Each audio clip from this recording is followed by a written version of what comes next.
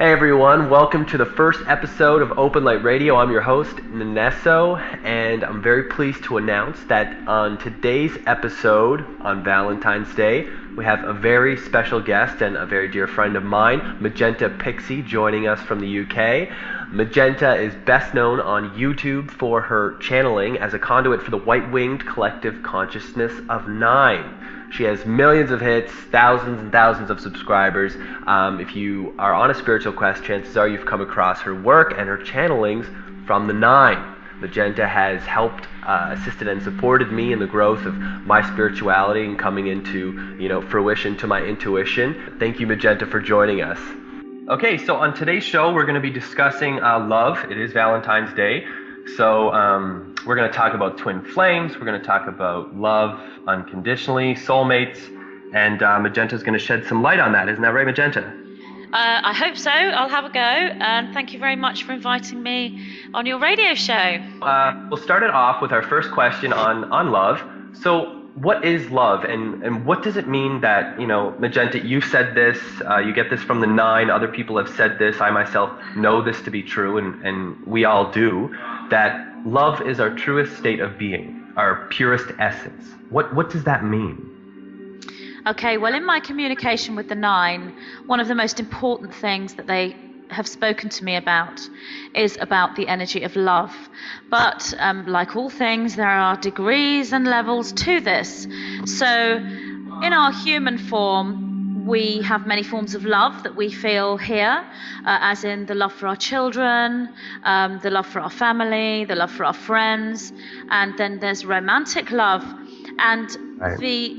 The level to which we can experience romantic love is very much reflective of the level that we are as a person. So if we're perhaps a very angry person, quite closed, insecure, a lot of issues that we're carrying from perhaps our childhood or even from past life situations, when we fall in love, it can be quite obsessional, or it can be, it can make us insecure. Falling in love with someone emotionally can actually trigger those insecurities. So a lot of these psychologists and spiritual teachers will say it isn't possible to fall in love with anyone else unless you love yourself first. This is true. You can fall in love, but that love will be a reflection of who you are. So, love can be quite a traumatic feeling for us, right, if we don't have those integrations in place, if we're not going forward as a person. So our relationships that we have with people, our romantic relationships, can reflect where we are. So if we've got an argumentative relationship and we're constantly breaking up and there's all sorts of dramas going on, it's, well, where are we and why are we attracting these kinds of relationships? And are we attracting something that's the same as us, that we're in parallel to, or are we attracting a complete polarity? Sometimes if you're very, very much in absolute service that's not balanced, as in wanting to heal other people, wanting to save other people, if you're in this sort of savior mode, that's not a balanced place to be when you're in service. So you could attract the complete opposite to you, and hence there are many codependent and often abusive relationships that are created by that polarity switch. Then we can sort of go up the levels, and if we are a good person and we are going forward, we're creative, we want to better ourselves, if you like, in our life, we can reflect that same matching energy within our relationships, and we get to the stage where our relationships are based on trust, and they're based on togetherness and going forward together and friendship. And then we can go even higher with that love. And right. When we start to go even higher with that love, then we start to get a small piece of the picture as to what is really going on with the higher dimensional archetypal beings that we can communicate with, as in the nine that I talked to. Where they reside, where they exist, the love is so powerful, so magnetic, so abundant, that the only way we can actually feel that love is by allowing it to flow through our body and literally standing as a complete conduit, because we can't hold it. That is an energy. It isn't something we can hold onto. It's something we allow to flow through us, and it's something that we can allow to become part of our own expression. We can speak it, feel it, teach it. We can use it for creativity. That's the unconditional higher love. And is it possible to bring that into a relationship? Well, yes, it is. When both people are in that place where they have that higher connection, they then create a trinity, I guess, where they both sort of the higher self aspects of them blend, and that's when they embody the twin flame frequency. Again, there are many levels to that.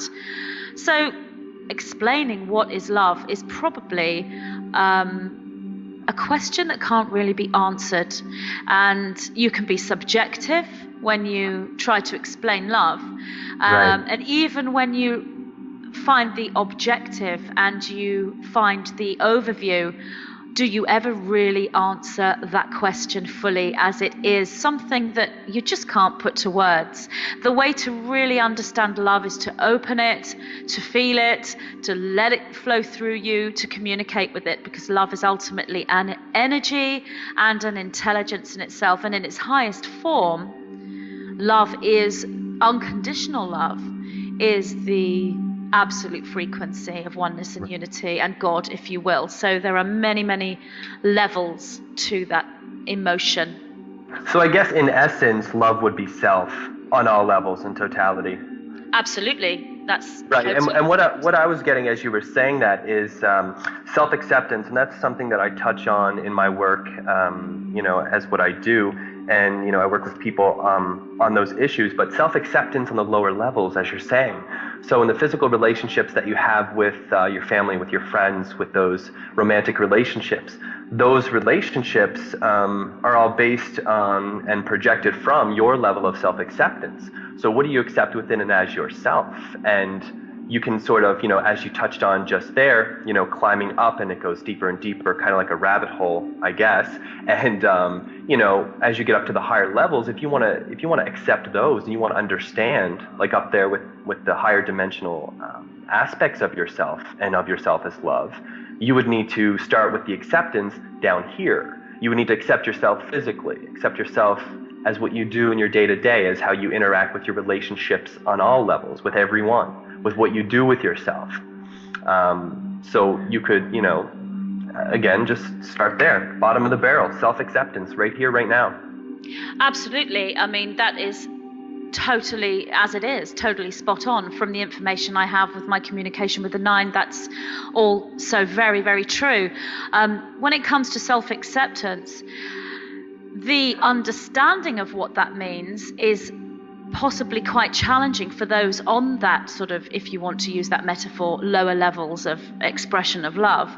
Because if you were to say to somebody who is caught up in pain, anger, insecurity, feeling lost, and the only way that they're able to express love is through power for whatever reason, actually talking about self-acceptance probably wouldn't compute with them. They would return with, what are you talking about? What do you mean, self-acceptance? It would just sound like sort of far away mumbo jumbo, new age or whatever. They wouldn't understand. So this is where it's important for people who are caught up in that experience to work on themselves. Now, they don't have to see it as self-acceptance. Accepting self is a very big thing for them when they're caught up there. So I would recommend anyone who is caught up in that place to, look at counseling, work with meditation, do whatever it takes to unravel those aspects of self. Counseling is wonderful, psychotherapy, go on the psychological level. You don't have to open up spiritually and start communicating with beings. And as you work through that, and self-acceptance, when self-acceptance is understood as a concept, then you can start to actually apply it. And that's when you start to take that journey. If you want to perceive it as a ladder, then you take that journey upwards with the energy of love. And that's when your relationships will reflect where you are. So absolutely, self-acceptance is that first step, but it's understanding the concept consciously first. And if you are caught up in a place of fear, let's say, it's difficult for you to even understand the concept. So the first steps is healing, getting into a place of healing, and then finding out what self-acceptance can do for you as you open. Once you've done that, once you accept self, then you rapidly start to clear blocks, going right back into the quantum, right back into the multidimensional, or forward if you like, as there's no time there, and healing really starts to take place on many levels. Self-acceptance so important, and absolutely that's a step into love. Exactly. I've experienced that with clients myself, and friends and family that I talk to, where I can come across as sometimes hokey and far out there, but every single time it's always, well, Daniel, I do resonate with what it is you're saying. I do feel it to be true, but there's no possible way that I can apply this in my life right now because I just don't know where it fits. So I think that comes back to, where you said there's a conscious choice, there's that consciousness shift first, which doesn't have to be spiritual, because there are people out there, there are businessmen and women, there are people that work in politics, there are artists, there are many people, full spectrum, that are not what we would call, spiritual or walking in the path that we are, but in no way does that mean that they're not, resonant to picking up on that frequency and to moving forward. So the first stage would be then to, make that conscious choice. And then as that happens, it's kind of like a natural bridge or natural evolution, where when you become consciously aware of yourself in that aspect of, self-acceptance and what's going on, then, you will naturally, I guess, move up that metaphorical ladder and be like, oh, that's how things are. Oh, there is a higher dimensional aspect to myself. Oh, I am multidimensional. But I find, again, with clients, especially when I talk to my friends and family about this, the hard part for them is to say, well, I'm trying to be so spiritual. I'm trying to, enlighten myself and apply these spiritual teachings that I've learned, either from watching a Magenta Pixie video on YouTube or, some of the many other great videos and people that are out there, because they're trying maybe to get like ahead of themselves, whereas they want to be that spiritual, they want to be that connected, and they know they are, but, it's still working from where you are in the physical first, as you said, with that conscious step.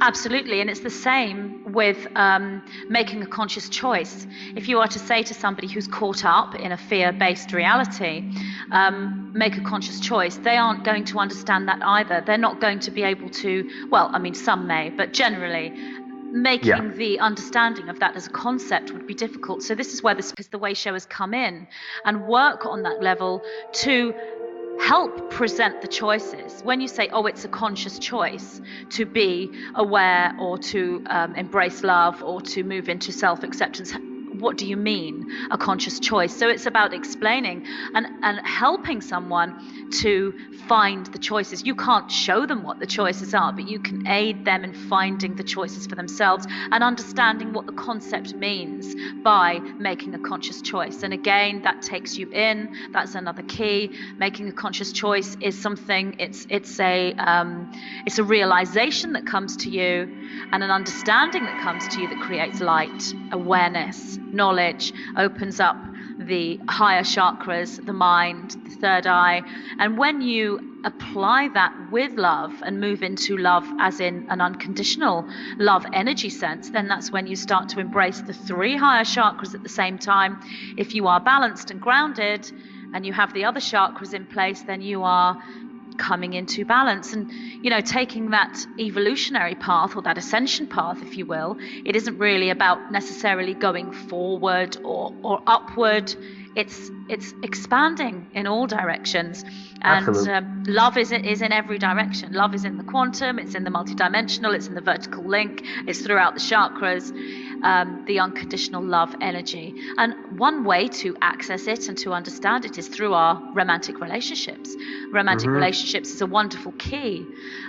Relationship with like-minded other, the nine speak about, and being with others, either on a one-to-one in a romantic relationship, or in group work, or one-to-one as in therapist-client, or one-to-one as in family members, all those relationships help us to, as you say, find self-acceptance and find self-understanding, self-realization, and then move into self-love and really understanding what self is. The 9 say to me, when we make that call to the higher connection, to the 9, self calls self, self responds to self. It's always self, and that takes you into that link, vertical, horizontal, and all the other sort of quantum links in between, into that flower of life geometry that we are expanding. Exactly. Knowing. Yeah. So that's good. And you know what, when you were saying that about the conscious choice, some people, when they make the choices, it doesn't have to be right away. Let's say you're in a sort of dysfunctional relationship, or in a relationship where you're not representing yourself as what you know yourself to be, or who you want to be. It can come across as something as simple as saying, okay, something doesn't feel right here. I don't know. I don't know, should I stay in this relationship or should I not? Or even in your day-to-day, whatever it is, someone says something to you, and the way that you react to them, whether they're a friend, a loved one, a romantic relationship, or anything at all, when you have that interaction and exchange, and you feel that within you, that like inner voice, hello, that's your inner knowing, that's your inner calling, that is self talking to self.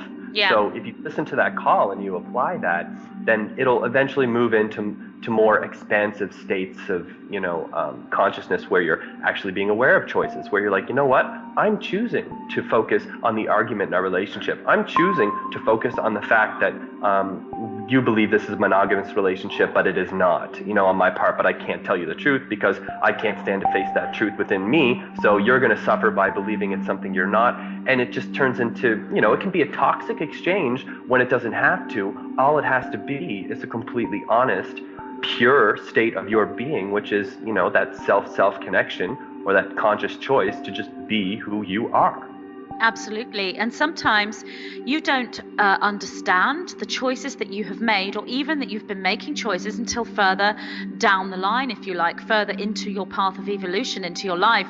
It may come a time when you look back and think, that was a choice I made, and was that a conscious choice? Did I make that choice unconsciously? And you can look back and understand the choices that you did make and where they've taken you into the various timelines within your life. And then you come to a place, right? So if those choices have taken me down these routes and brought me to now, and I have been making choices sort of semi-consciously or unconsciously, now I can make the choice to make conscious choices, and then really take control of my timelines in the future. So it isn't something that maybe comes to us in a realization sense immediately. It can take time, and we look back, and this is, I think, what the 9 mean when they say to understand where you're going, you need to understand the past, look back in order to look forward. That way you find the now. So right. Otherwise, it can be sort of secular, and it can be that cycle. You can call it karma, you can call it reincarnation, whatever it is, but you need to reflect back to understand, where you came from. Because if you have an idea of where you came from and where you've, come from there, you can sort of understand where you're projectiling yourself, or, Absolutely.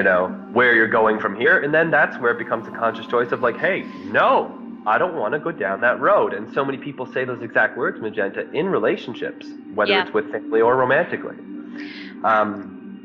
So I want to really, really touch on what you mentioned earlier, because I know the name probably stuck out with a few of the listeners, the twin flame. Now, this is an exciting thing for me. When I first, discovered what a twin flame was and what the energy was, I was like, oh my God, like, have I ever had it? Will I ever have it again? Or was that really a twin flame? So can you sort of shed some light, Magenta, on what is the twin flame? And also, we have this connection, everyone is familiar with a soulmate. So what is the difference between the twin flame and a soulmate? Okay, well, I'll try my best. There are so many ways to explain these concepts, this terminology that we put to our relationships. So on one level, the soulmate and the twin flame, on one level it's one and the same thing, and yet it isn't really. We can look at the different energies. When I look at twin flame and look at soulmate, there is a difference in energy of that relationship. So twin flame, ultimately, just as we have been saying, there are levels to the twin flame connection, just as there are levels to love. And we've also been talking about self, meeting self, and that's what the twin flame is. The ultimate twin flame is self. It is a vertical link up to the twin flame dimension, which is the higher self dimension of love. It's very much geometry and color, and it is a connection of loving oneself. So one can make a connection, a higher connection, and bring forward knowledge and bring forward a meeting of minds between the human self and the higher self, and even direct communication. Does that mean that there's love there? You have to, in a way, fall in love with those guides, if you like. So that's where the twin flame is. It's the heart connection. It is, I love my guides. I love the white-winged collective consciousness of 9, and I know that they love me, and I feel it, and in that I then love myself. So that is the twin flame connection ultimately. So how does that then move into the context of a relationship?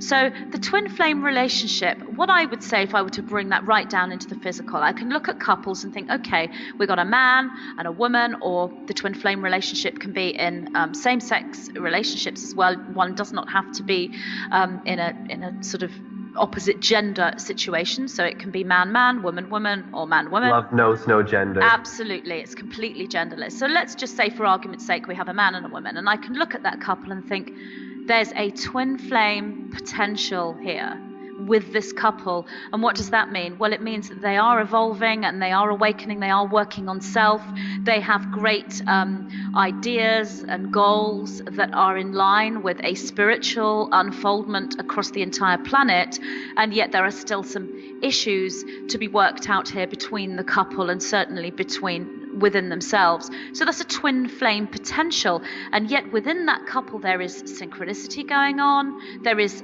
spiritual work that is being done, there is a balance between the two of them. So I would then say that could embody a soulmate relationship.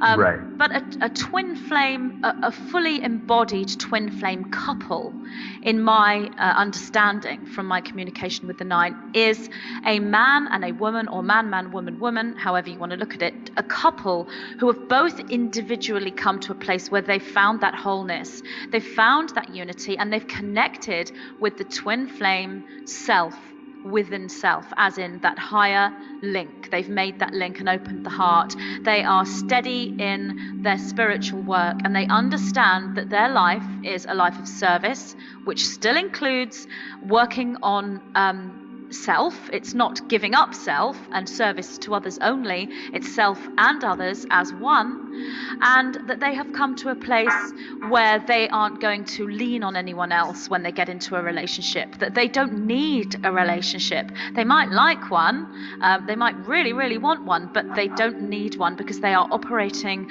as a independent unit. They then connect with another person who's the same, an independent unit, and that's when they come together in balance. That is a very much a twin flame couple, a twin flame relationship that is operating in a conscious twin flame capacity. Not many of those couples around. They are out there and they're doing wonderful work. We don't see them that much come to light, but they are definitely out there and coming together. And 2012 is very much a year for that kind of connection to be made. Soulmates is more a term that, in my understanding with my communication with the 9, that I would use, and it's all about taking terminology and taking labels and fitting that label into the most aligned energy. And that's just my perception, really, and how I work with the 9. Other conduits, other channels, other clairvoyants may say something differently, but usually when you get to a place of telepathic expansion, you are often using similar terminology for similar energies. So soulmates, I would say, is a relationship where the couple are, possibly there's a karmic stuff going on there from what we would perceive as past lives. So there's some stuff to work through, but it is more about working in partnership, and it's often done in a balance. So let's picture some weighing scales. One part of the couple's one part of the scale, the other part of the couple is the other scale, whereas the twin flames are more standing in parallel. They don't really swing between each other in a balance. They are totally one in their own unity, and they come together in this sort of vertical balanced link. Soulmates more swing, as in, say you and I were in a relationship, Daniel. I would be, say, a channel, but I'm no good with technology, and you are, so you would make my videos. Or you're an artist, but you are no good with people, and I am, so I would network for you. Or you need some business cards, but don't know where to start. I make the business cards for you. That's the soulmate connection. Swing.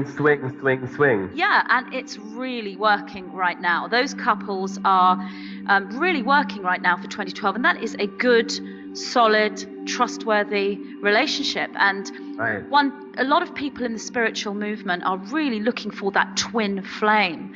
But there are negatives to this as well, because if you are not ready, or maybe ready is not the best word, if you are not sort of standing in that absolute place of surrender and light, where you don't need a relationship, all the relationships you need simply through self, when you get to that place, then you are in a place where you can attract that matching polarity. But if you haven't quite got there, and there is still things that you need to work on, as there are with all of us at this point, then you can attract what I would call is someone with the twin flame potential, as in destined to be your twin flame in another timeline or in your future, but not as yet. And yet that doesn't mean you won't call them into your life. That can then trigger a polarity swing, and that can be quite dynamic, and it can be destructive as well. So you can feel a polarity with someone, but you may end up, as I said before about the polarity swing, it doesn't have to be someone who is very much a giving person who's in a savior mode, who wants to save the poor, sort of dark, lost person, and they attract each other, and that can turn into an abusive relationship, potentially physically. It can also be a spiritual polarity where you've got someone light and another person dark. So that can also be a twin flame connection in a negative sense. Right. But in a positive sense, the soulmate relationship I'm speaking about, where you are working together, and this is what I would say to any couple who are in love and who are both moving forward spiritually. Do you love each other, really love each other unconditionally? You don't have to be twin flames. You don't have to be connected with guides of light to love each other unconditionally. Are you able to forgive and not hold grudges with that person? Are you able to move forward? Are you friends? And what's really important here, if you're moving forward spiritually, is, are you working together? That doesn't mean you've got the same job. Is there anything you are doing that you would consider spiritual work, part of your spiritual mission, or are you creating anything together? And that is really the ultimate relationship, whether it's twin flame, soulmate, whatever it is. Are you creating together? Because that assistance and support from both sides, like you said, it's a parallel. It's not, as you could say, a soulmate connection with both polarities. They could be in, that relationship could be in full swing, as it were. But like you said, if you're walking yourself in that consciousness of, self-to-self relationship, and technically you don't need the relationship or whatever it is, but you can manifest it if you want to experience that relationship. It's both people. The other, twin flame or whatever that is that you attract will actually parallel you. And like you said, you'll kind of move up the ladder, metaphorically or whatever, together. Absolutely, yes. And that swing, if it's very pronounced and quite fast, then, there could be issues in the relationship and challenges. The idea is to allow that swing to be less, to keep the balance as much as one can. But you may be with someone that you've been with for, say, 20 years of Earth time, and maybe sort of 20 years ago that swing was all over the place and you really did question whether you should be with this person. It may be that you've now come to a point where that swing has really balanced itself out, that you complement each other, that you work together very well. Or it may be that 20 years down the line that you're not even part of a balance anymore, and you've gone in completely different directions. This is happening right now as so many people are awakening to that real core of who they are, and in turn they're connecting to the global reality. Right, that's their acceptance as well. So I mean, if you know that connection, let's just say for intensive purposes, like that connection is dead or it's no longer there. You're in the relationship going through the motions because you've experienced 20 years Earth time with that person, and in the beginning it was that swing, it was that joy, love, happy. And now that it's sort of, you've shifted in yourself, your evolution, and where you've come to your place, your partner's not matching that frequency, so therefore you do sort of feel that you're moving away from it, and in ways you probably have, which could be, the detachment people do in relationships, which leads them to falling apart, where some people will consciously let the relationship fall apart. They'll consciously, stop putting effort into certain areas of the relationship that they know are special or very dear to their partner, and then in essence the relationship falls apart, whereas it's, meant to, because you're no longer resonating with that on that level. So it comes to that point of, are you going to accept yourself as in this relationship, knowing that it's not resonant of who you are and you're going to stay here? Or are you going to move forward with that knowing of who you are and let it take you wherever you go, without fear, without judgment, without begrudging or holding a grudge against your partner, and just moving forward with what is best for you and ultimately what is also best for your partner? Absolutely. And looking at your intuition within the relationship and feeling what feels right, and looking at the synchronicities that you are getting and working all that out. And if you can't do that, if you are so confused within your relationship as to whether you are supposed to be there or you're not supposed to be there, because really it is, as we have been speaking about, it is a conscious choice ultimately about where you go. If you can't work that out, then talk to somebody who can act as an advisor, somebody who, rather than giving advice, can actually aid you in looking at your own energy and aid you in making those choices, coming to those decisions. Talk to someone else to make those decisions, and you will probably find, like myself, that quite a few of my clients at the moment are people in these situations because they have opened up to this new energy, shall we say, this fifth dimensional energy that is so evident now amongst the intuitive ones. They are coming to places in their lives where they're attracting things to them that are resonating with what they're putting out, and that's including their relationships. So will your relationship sustain through Valentine's Day 2012? Well, if you are resonating with each other, it will do. If it's not sustaining, and I don't mean just Valentine's Day, I mean sort of any day this year. I'm just pinpointing Valentine's Day because of the energy that it puts out. If you're not sustaining through that, then that in itself is a sign, and that can possibly be rescued or brought back to a place of balance, and then the whole sort of moving away from each other actually turns out it was a positive thing. Or it may be that it is time to part company and move on, and that's something which lots should of people... also be, it should also be joyous as well. If you're going to part and move company, that should be something that's accepted in a way of, this is amazing, this is great, I'm moving forward with something that's most representative of who I am and is most beneficial, for my beingness. So Absolutely. it should be, a loving transition, going from that loving relationship. The love is still there, it's just shifted, whereas you've aligned more with yourself, and now you're on that path of just experiencing more of that love, and the relationship capacity for love on that level has just, moved on, and you are doing just that. Totally, and that is the sacred hand fasting. And the hand fasting can be for life, or it can be for sections of lifetimes, or more than one lifetime, however you want to pledge. But it can also be for a part of your life. I know a lot of pagan ceremonies will hand fast for a year and a day, and then they will either part company by walking away back to back, or they will renew their vows, as it were.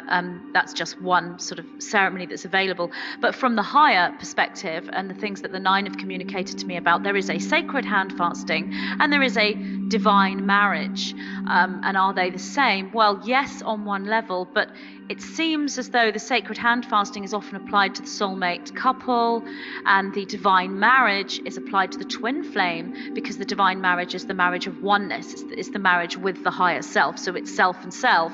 So it's divine, yeah. Yeah, the sacred hand fasting. And these are just terminology words that I use in order to translate the energy. And the more words I use as I communicate with the nine, the more energy comes forward that's a little bit different. And I think, well, I've not experienced that energy quite before. What word fits in there, you know? So right. You have to have a pretty good dictionary, really, if you're going to be communicating.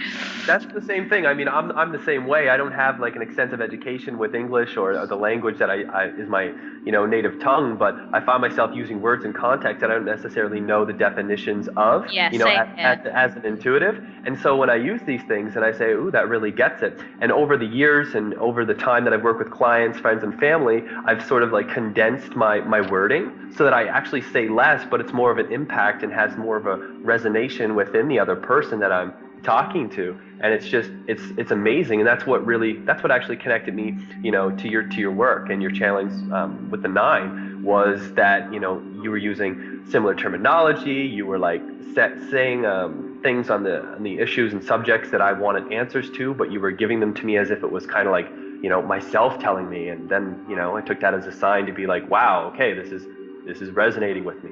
So that conscious choice to pursue it led us up to this point, which is amazing. It's wonderful. Yes, it is amazing and wonderful. And this is what you are really when you become a conduit and you move into direct conscious communication with that true twin flame or the other aspect of the divine marriage that you are in spiritually. You become a translator, because that higher communication is done with energy. So you translate that energy into language or into artwork or music or whatever creative art form you are using to express that connection.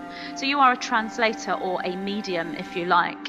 That's where the word sort of comes from, and that's what many people are doing right now. And what the whole process is all about, really, that we are going through at the moment, is where every single person on this planet becomes a conscious translator. I know that isn't actually here today in our 2012 reality, but that is where we're going. And 2012 is about moving to the critical mass point where that's created, and it can't go back. It's once the critical mass point has been created, then that's the timeline set, and that's what we're on, where we're all becoming a translator of this energy in our different, unique, beautiful ways. That's what we are doing, and we are all one, and more one than we have ever been on this planet. And within that oneness, we are so unique, and more unique than we have ever been individually before on this planet, as we find ourselves and move into that divine marriage, that twin flame connection, and embody the energy flow of unconditional love. That's right. That's awesome. It brings me to my next question, Magenta, which was on oneness. And oneness is this word, and my name Nenesso is derived from that, oneness, meaning directly he who walks in truth. So it's all encompassing. So when people hear that word, they can kind of get a little frightened, or they immediately switch over to the belief or definition that they have of what oneness is. So in oneness, in its aspect, I know we have individual souls, and then we have an oversoul on the earth, and then there's that oneness which is connected up to the dimensions. So oneness, what is the most simple and clearest way to describe how we're all one, and how does love fit into that equation? Okay, the clearest and most simple way to describe it. For people who may not be so spiritual and may not be whatever, I know that, some people can get some looks in my earlier stages of, coming into spirituality and myself. I was like, we're all one and one, and I didn't really necessarily understand we are all one to be. Yeah. But I still felt it, but it kind of made other people that heard me, and and you can see it with others as well, where they're like, oh, we're all one, and it's like, well, do you know what that means? And if so, like, how are you living as one? Yeah, I question that because obviously I don't know how simple and clear I am being, but let's give it a go. I would say Sure. if I was speaking to somebody who didn't have an understanding of oneness, that perhaps the best way to explain it would be to look at the soul and say the soul within you, assuming we have a soul. Okay, I know there's no absolute proof of this, but assuming we have a soul within, that is something very complete within us, and it's who we are. And then we can look at our neighbor and our friend and our brother and our sister, our son, our daughter, our father, our mother, and they too have a soul. Now that soul is completely different from our soul. It's a separate soul and nothing to do with us, as in our soul. We might be related to that person, but their soul is separate. So that's the one view to have, which is the opposite of oneness. Then we take the view where that soul, let's say for argument's sake, that soul that's in our friend, neighbor, mother, is the same. It's the same soul, exactly the same, but it's just incarnated in another body. Now, if that is true, then that then means that every single person on this planet has the same soul, just in a different incarnation, a different timeline, a different quantum reality. So does that mean that there are 6 billion souls that are identical? Well, yes. Or does it mean that actually there is one soul, and that one soul has separated itself into all these 6 billion, or however many people there are on our planet now? I don't know if this is 7 billion, I'm not sure. All those souls on this planet, are they all different aspects of one soul? And so the oneness is when you take the view that there's only one. There's just one soul, and that one soul is that divine creator, or that ultimate being, God, all that is. But that's in us. It's not something outside of us. It's not something sitting in some cloud looking down upon us. It's the soul that's in us. So sorry, Magenta, go ahead. yeah, so I would just say that if you can find the viewpoint where that one soul that's inside us and inside our body is actually the one soul, if we can find that view and really feel it without fear, which isn't easy to do, it does take discipline, it takes a spiritual learning to find that. When we can embrace that one soul within us with love, then that's when we can take the overview and look through the eyes of that one soul and truly not just see what oneness is or even understand the concept of oneness, but we actually feel it. We actually feel at one with everything. And that in itself comes in degrees, because we can't be doing this all the time. We're walking down the street and going to the shops and paying our bills. We're not going to be walking around thinking, oh, I'm one with everything and I need to buy some shopping. We need to sort of balance that view in our everyday life, but that's what we are doing. So if we're aware of that oneness and we're also aware of the separation at the same time, then that's a really good viewpoint to have, because it's a paradox. You know, I am one soul of 6 billion and I am also one soul. And if we can take that viewpoint, we can understand separation and feel separation, feel what it's like to be individual, and then we can understand the oneness. We can feel oneness and we can understand what it is like to be the one. And to have that all-encompassing experience of all-knowing, all-compassionate, all-loving, you know, and just us in our totality. And as you were touching on the oneness aspect, how does that translate into, I know there's a lot of people out there, you know, I'm meeting them, you know, as clients, and even most of my friends and some of my family are, you know, feeling like they're called from other places, other worlds, other dimensions, and have come here for this call, you know, to move forward with the earth. How does oneness apply when you talk about one soul to, let's say, if I feel I'm from the Pleiades, or I'm from Arcturus, or I'm from Sirius? How does it apply to other lives on other planets? Is that sort of like an oversoul as well, and we're just one other sort of, we're one, you know, oversoul individual aspect of the oversoul? Like how does that translate? Okay, great question. I'd just like to say, in response to the last question, you said what's the most simple and clear way to explain oneness. I'm not sure if I did it. Did I do it simply or clearly? No, you know what? Absolutely. I'm putting myself in. I don't know how simple that was. It was simple. You know what? Your voice is clear and the words you use are like that language of light, so you've got it. and I'm looking at my time right now. It's actually 11:11 a.m. as I was asking that question, so it's great. But yeah, no, what I do, especially with client work, is I can allow myself to move into their perspective, their aura, their state of being, and actually resonate with the questions that they're asking from the purest form of empathy, which is understanding why they asked that question and not saying, well, how do you not know what oneness is, or how do you not know what this question or this answer is that you're seeking is already. So it's a very great breakdown. Okay, so how does that translate into asking where you're from rather than perhaps being here on Earth? Great question.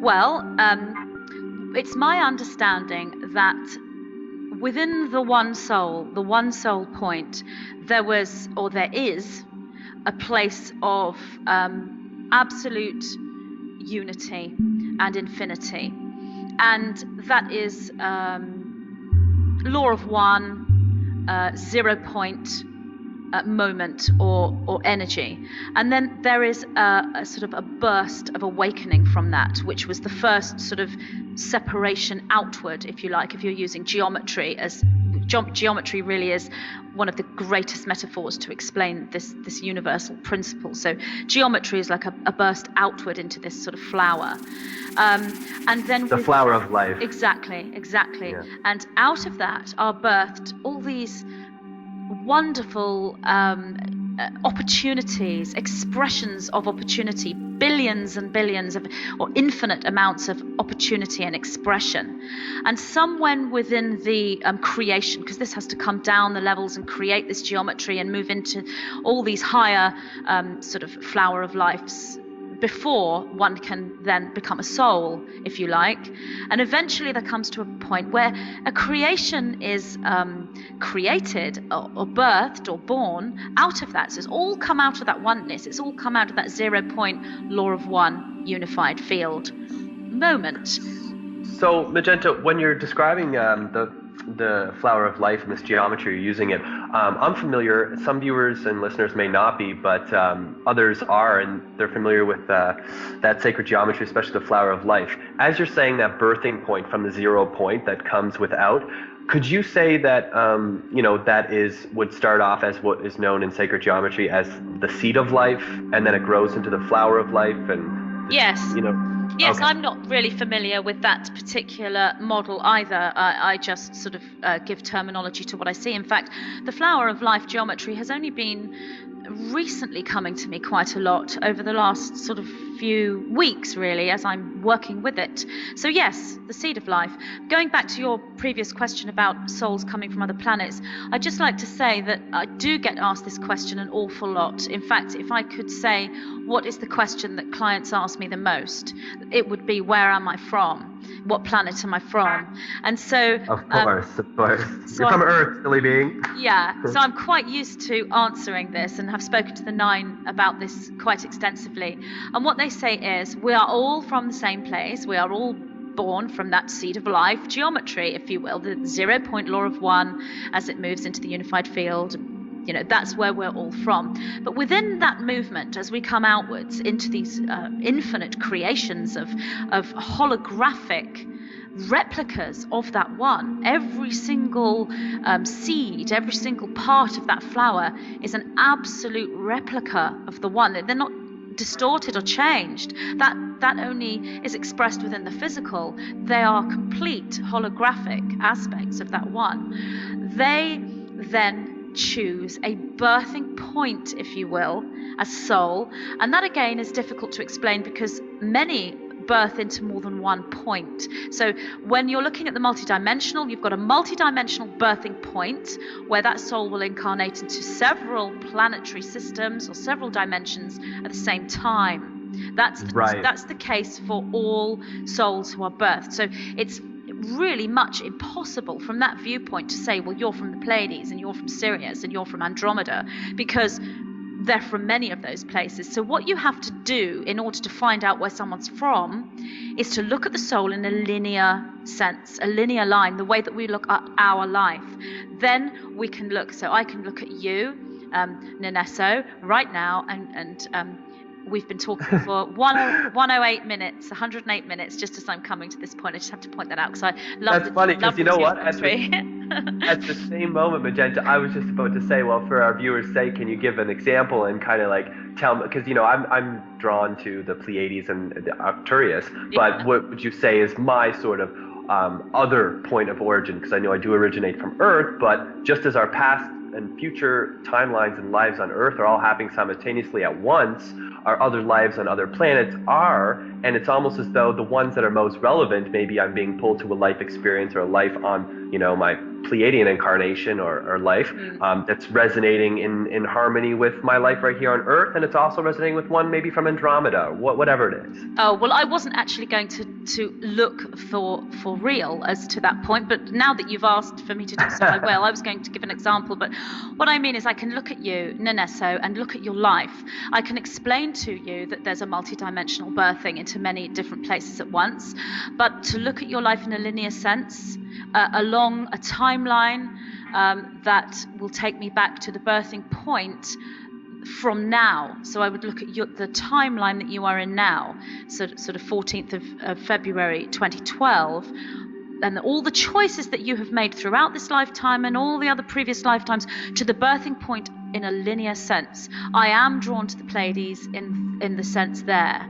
That's where I would place you. Right. So if you came along as a client and said to me, where am I from, Magenta? I wouldn't just reply, Nenesso, you're from the Pleiades, because they're going to go away and think, I'm from the Pleiades. I would always explain the multidimensional aspects of this, because yes, Nenesso, you are also connected to Andromeda and Sirius, and there's you know, there are other aspects there that we don't even have a name for from the scientific point of view of planetary research. So I would always explain that, and I know that isn't always perhaps understood in a conscious sense, but it will be received within the DNA. And by me saying to someone, to you right now, or by me saying to your listeners right now, that, you know, you are a multidimensional being and that your soul can be perceived in a linear line, but ultimately you are birthed into many places, even if they don't understand that consciously, it's still going in on a cellular level, and it's creating awakening, it's creating memory, because there's these little aspects inside that are saying, oh, that reminds me of something. What does it remind me of? Multidimensionality. It reminds me of this moment or that moment, when I was an orb, when I was an angel, when I was a fairy, when I was a frog, when I was an ascended master, when I was a spaceship, wherever it is that you go in the fabric of life. The body remembers everything. The DNA gets switched on because it's holographic, and it's not just holographic as a one soul. Every tiny particle in your body is a holograph of that one 0 point seed of life moment. And so that's where it is. If you want to go back to that seed of life moment, you look inside your body and you look inside your DNA, right down to its most tiniest particle, and even then it's holographic, and it's what's the word I'm looking for to explain it? What's the word when you go in and then it opens up and it goes in again? It's not holographic, it's where you go in and you open up. Really important word to explain this that I'm trying to talk about, and I've forgotten what the word is. You go in. Well, this is a great example. Yeah. You know, like when you go in and fractal, that's the word. There you go. It's fractal, meaning it's a never-ending, infinite stream, and you can go right into the center, and then you'll come out into something else. You know, like if you've been on Google Earth and you pinpoint a little part of Google Earth in the cosmos, and then it'll open up into a fractal, and then you'll go into the next bit. It's like that. That's what it is inside us. And this is why it's never-ending, and this is why it's infinite, because that central point, that very, very first seed of life, it's not a point of nothing, it's a point of something. That's 0 point. 0 doesn't mean nothing. 0 still has an amount if you're looking at maths. 0 is a 0, it's a ring, it's a circle, it's the 0. It still is something. So it's still a living thing, it still has consciousness. So there's no way you can go right into the middle, because if you go into the middle, you'll come out the other side into the opposite. So there is no real point where everything stops. It's always an infinite unfolding. And really, if you want to use a word to describe what that seed point is. It's love, which is what we're talking about today. Right, it's that interconnection. Love is the essence of all that we are. That's interesting. Yeah.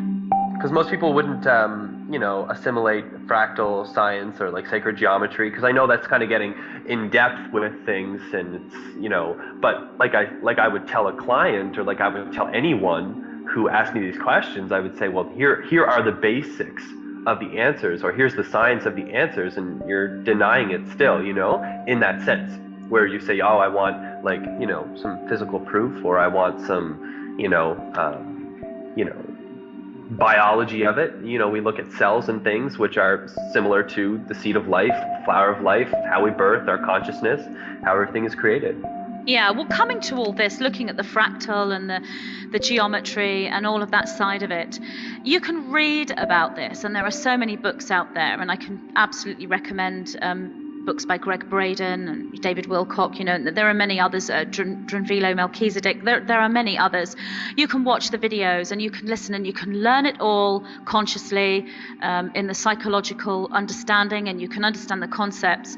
But the way to really understand the geometry is to feel it, and when you and to see it, because when you make that higher connection, even if you're not translating that into words, as in channeling, if you will, even if you're not doing that, you can still find the visuals within the pineal gland, within the third eye, to see. So you see and you feel, and that's the way to understand it. So meditation is one route into that, and you don't need to read the books, and you don't need to watch the videos. You can find all this out in the comfort of your own bedroom, simply through exploration of self.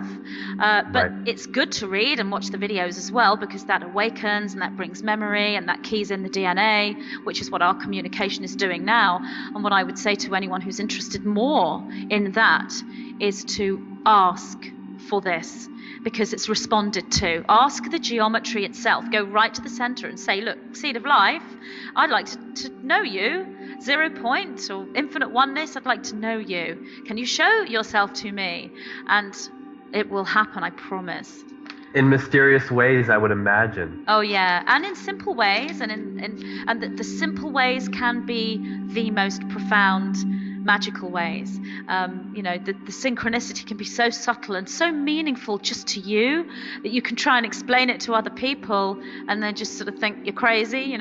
You need to experience it yourself, and that is the meaningful subjective experience. And there is no proof out there that is more real and more of a proof to you than the meaningful subjective experience. If you're looking for the answers to this, and you're looking for proof of this existence, that's the way to find it. Well, what was coming to me there is, for instance, like just imagery right away, visualization, was the laughing Buddha. And, just his teachings and the way he was, and, cunning in a way, witty, funny, loving in that essence of his being, because he was embodying that totality, embodying that, 0 point, or that, loving energy, that core. And same thing, with biblical people, Jesus said it, and again, 2,000 years ago, in simpler terms, where, the kingdom of God is within. You know what I mean? So the kingdom of God is within, and then you're like, wow, it really is. And you're like, well, what's inside me? I have organs, I have this, I have a soul, maybe I have whatever. But when you start to go in and you start to focus, like you said, you ask consciously, seed of life, the beginningness, 0 point, like I want to know you, I want to be you, more importantly, or more importantly, I want to remember that I am you. Yeah. Absolutely, totally. I mean, all those words just take you in even more, or even I am you, I am, simply I am. And there you go, So it's like, how far do you take that? And absolutely, the Buddha, the biblical pathways of religion, I mean, the answers are everywhere. When you ask the question and you say, I want to know you, I want to see you, I am you, look, keep your eyes and ears open, and there you go. Will be ask and ye shall receive. For those with ears to hear and eyes to see, you will hear and see. And that's what it is. And I think, intuitively, I'm getting the only thing that's preventing us from doing that, and it's something that I've broken down within myself and, am still transcending, is the beliefs that limit us and hold us back from experiencing that knowing. Absolutely. That's so true. Yes. Yeah. So excellent. Is there anything else, Magenta, that you want to touch on? I know we're talking about love, and it's Valentine's Day. We got into relationships, the twin flame, and soulmate connections. I think people are really going to take away some great insights on this, and probably going to do some inner reflection as well as reflections on their current relationships on all levels, romantic, family, friends, everything.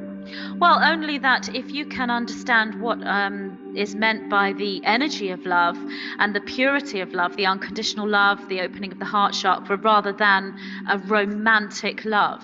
If you can actually take love as that higher energy, and you can do that, and you experience it and know it, then that is the key to everything. You will find the answers to anything you want to know when you have love in your heart, because you ask the questions with a pure heart, which is what the 9 always talk to me about, and they say how important it is. He who asks with a pure heart. And that means, you're not asking with ridicule, or you're not asking because you need proof. You're not asking because you don't believe, or you're cynical, or you're not asking because you're writing a philosophy paper. I mean, that's a good reason to ask, but it's not going to give you the deep insight.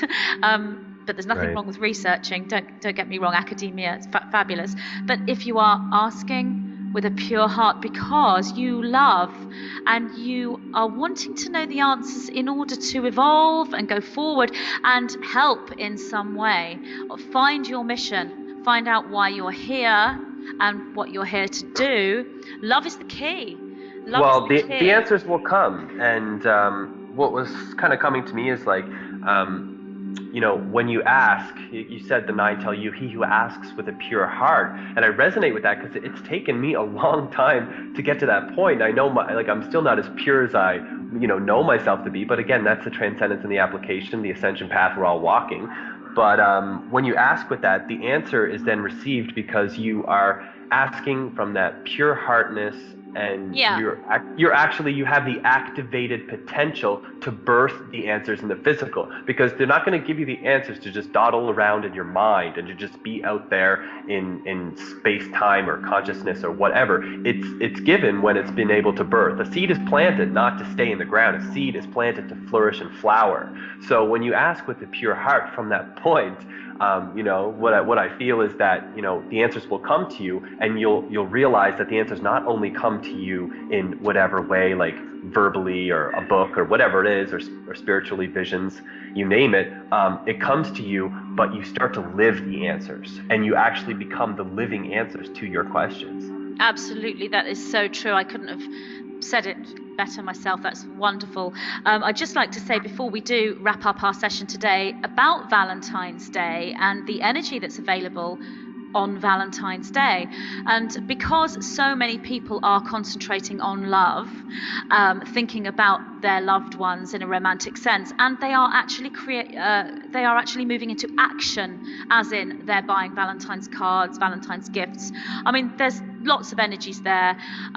What I try to do in order to stay in alignment with the frequencies of love and truth is to take action by celebrating Valentine's Day and whatever, by maybe buying a gift or a card, without going into the commercialism of it. So I wouldn't go spending loads of money on a great big chocolate love heart with a teddy bear on it or something if it was very expensive. So not buying into the commercialism, because that can take you down into a route that is outside of the love energy. But to still take action. I mean, buying the one you love a crystal, or paying for a massage for the one you love, or sticking within the holistic light movement for Valentine's Day, and utilizing the energy that comes out of that, because so many people are taking action and thinking about love and sending each other love hearts all over the internet and writing on Facebook, Happy Valentine's Day. All of that creates a consciousness. It creates a point that can be utilized. So there's a heightened love energy on Valentine's Day, the 14th of February, and you can utilize that energy in your daily workings and in your meditation. And it's very personal to me because my daughter turns 21 on Valentine's Day, 14th of February. Yeah, she's there's a lot of love for you. Coming into her divine feminine power on Valentine's Day. That's when she was born. So yeah, it's a special day for me. My birthday's at the end of the month, although I always get, Valentine's Day does get a pull for me. And as you were saying, the commercialism about Valentine's Day and don't just buy, the big teddy bear and the big chocolate heart. I'm kind of getting, and what I'm moving into, because I'm doing sort of like you can probably tell I'm a bit nasally today. I'm doing a sort of detox here, moving forward with myself. And I've tried some like raw chocolates and things. And I mean, just as you said, buy your loved one a crystal or a massage or something. Like, I was thinking that exactly the same time as you mentioned it. And also, if you're going to buy chocolates, you can find wherever you are, I'm sure you can find a place where you can get like that raw chocolate or the pure, you know what I mean? So if you're coming from a pure heart, get that pure chocolate, and then you'll actually get that, natural aphrodisiac and that natural, the blood flowing, the circulation, whatever it is, it will actually add a little something. And even if, your partner, your loved one doesn't really, some people don't like dark chocolate or whatever, they've got some great like raw sweets out there, especially on Valentine's Day. So I'm sure you can find something somewhere. Absolutely. And it's funny you should say that, because there is actually a raw chocolate workshop going on Valentine's Day in my area. No way. So you can actually go along. I think we're probably going to go for a curry at the Indian restaurant instead. But wow. Any excuse for a yummy Indian curry for me. But thank you so much for inviting me on your radio show today, Nenesso. Absolutely, Magenta. It was a pure pleasure, and I look forward to talking to you again and moving forward on Valentine's Day with the true essence of our love and, our individual process on our individual journeys. Thank you.